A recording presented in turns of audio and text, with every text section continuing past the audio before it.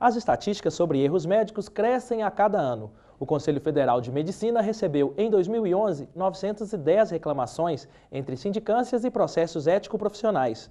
Como apurar a responsabilidade nesses casos e quem responde pelos eventuais prejuízos causados? A reportagem é de Silvana Monteiro. Lágrimas que revelam um misto de saudade e indignação. Alda Silva, mãe de Patrícia, foi internada no hospital da região metropolitana de Belo Horizonte com um quadro de pneumonia. Logo após a internação, a família procurou os médicos responsáveis pelo tratamento da idosa para esclarecer algumas questões. A equipe toda que passou pela minha mãe, nós falamos, ela não pode tomar anticoagulante, ela é portadora de hepatite C, não tem necessidade de anticoagulante, não pode ser administrado nela. Apesar dos pedidos, segundo Patrícia, os médicos, sem informar a família, teriam iniciado a aplicação do medicamento. O que o anticoagulante fez com ela? Ele foi parando a função renal dela. Então ela foi ficando demasiada, ou seja, foi ficando inchada. E com isso, a única alternativa que eles viam era levar ela para a hemodiálise. E aí eles começaram a colocar a heparina dentro do aparelho dela em que fazia a hemodiálise. A heparina é um anticoagulante fortíssimo, igual o Marevan. E aí só foi agravando a situação dela. Para evitar esse tipo de situação, esta médica explica que qualquer procedimento deve ser comunicado aos familiares. O consentimento informado é um documento que passou a ser oficialmente cobrado a partir da última revisão do Código de Ética Médica, que foi no ano de 2010. E ele é um documento que esclarece ao paciente e aos familiares sobre qual procedimento vai ser realizado, qual é a sua indicação, como que é o passo a passo, a rotina para a realização daquele procedimento e quais as complicações possíveis. A família de Alda Silva ajuizou uma ação na primeira vara criminal aqui do Fórum de Betim. O objetivo é que os médicos que supostamente tenham contribuído para a morte da idosa sejam penalizados criminalmente. Nos processos que envolvem erro médico, o profissional é julgado levando em conta ações como imprudência, negligência e imperícia. Neste caso, segundo o magistrado, tanto o médico quanto o Estado podem ser acionados na Justiça. Podem ser acionados os dois. A Constituição Federal estabelece que o poder público é responsável pelos danos causados pelos servidores públicos. O laudo pericial anexado ao processo de Alda Silva descreve uma série de procedimentos duvidosos, como a adulteração nos exames e no prontuário da idosa.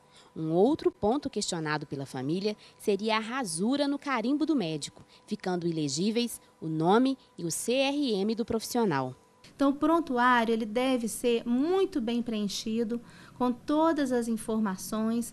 Então, o trabalho das entidades é no sentido de orientar o médico, tanto nas questões do relacionamento, do atendimento, mas também em como documentar corretamente cada atendimento para evitar qualquer questionamento futuro. De acordo com o magistrado, a maioria dos processos de erro médico são de beneficiários da justiça gratuita. E, embora o juiz possa designar um médico perito para atuar, o profissional só vai receber pelos serviços prestados após a decisão da causa, o que dificulta encontrar interessados em atuar nessa área. Porque nós não temos o fundo para pagamento da perícia. Se tivéssemos um fundo judiciário que pagasse, a menos que fosse um valor não integral, mas um valor que tivesse alguma substância que pagasse o médico, nós teríamos maior facilidade.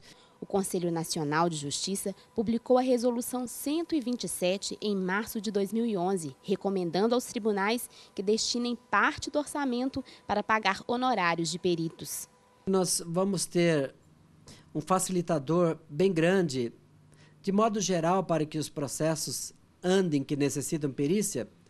O dia que for implementado, e todos os tribunais implementarem um fundo para pagamento das perícias, para pagamento daqueles processos que estão sob justiça gratuita. A família de Alda quer que o fato sirva de alerta e busca agora a aprovação do projeto de lei número 650, que tramita no Senado Federal desde 2007, que exija exame de proficiência para formandos em medicina.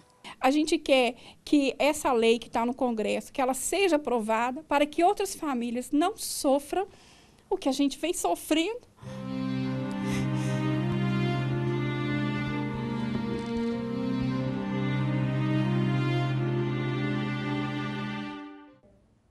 Doutor Alexandre, o que o judiciário pode fazer nesses casos? Como a família ou um paciente que desconfia que foi vítima de um erro médico pode procurar a justiça?